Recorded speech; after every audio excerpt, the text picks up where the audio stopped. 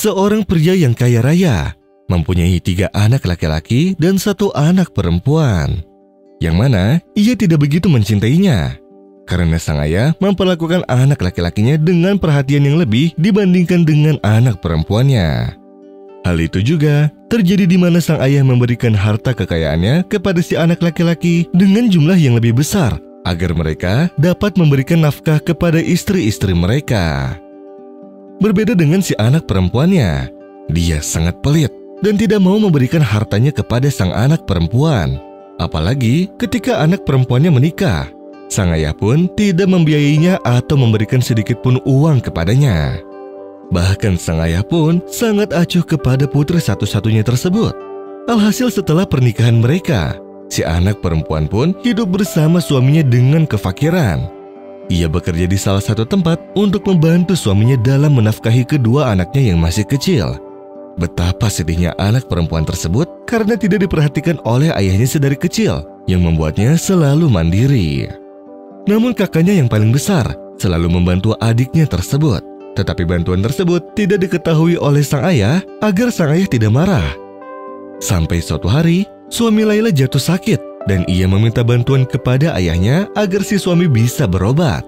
Tetapi tanggapan sang ayah justru tidak merespon dan bahkan ia mengusir anaknya tersebut. Sehingga anak perempuannya pun menangis bersedih dan mengingatkannya dengan hadis Nabi Shallallahu Alaihi Wasallam. Jika seseorang memiliki anak perempuan dan tidak menguburnya hidup-hidup atau meremehkannya, atau lebih memilih anak-anaknya yaitu yang laki-laki daripadanya, Allah akan memasukkannya ke dalam surga.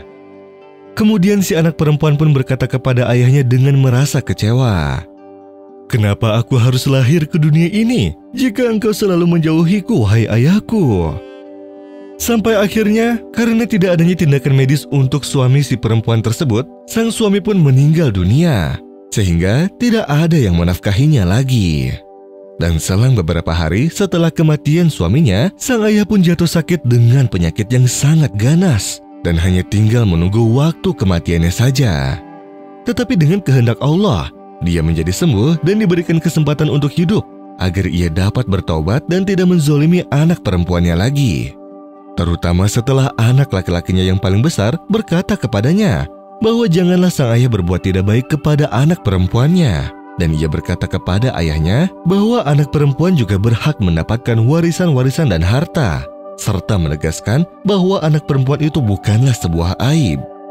Namun sayang, walaupun sudah dinasihati oleh anaknya yang paling besar, sang ayah pun tetap tidak mendengarkan ucapannya, serta bersikeras tidak mau memberi harta warisan untuk anak perempuannya. Sampai di waktu ketika kesehatan sang ayah membaik dan dinyatakan sembuh, tiba-tiba ia seketika pingsan dan langsung meninggal dunia. Ia menghadap kepada Tuhan yang Maha Esa, dan dia pun meninggal tanpa membawa apa-apa kecuali hanya dari amal perbuatannya saja. Dia tidak menggunakan kesempatan terakhirnya yang telah Allah berikan untuk bertobat dan mengakui kesalahan-kesalahannya kepada si anak perempuannya. Dan setelah sang ayah meninggal dunia, ketiga putranya yang mendapatkan warisan pun langsung menemui saudari perempuannya tersebut yang tidak mendapatkan apa-apa dari sang ayah.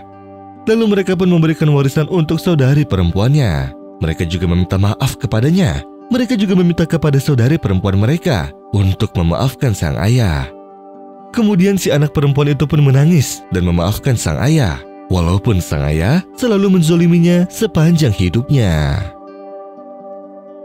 Ya ayyuhalladzina amanu ittaqullaha wal tanzur nafsum ma qaddamat lighadin wattaqullaha innallaha khabirun bima ta'malun. ولا تكونوا كالذين نسوا الله فأنساهم أنفسهم أولئك هم الفاسقون لا يستوي أصحاب النار وأصحاب الجنة أصحاب الجنة هم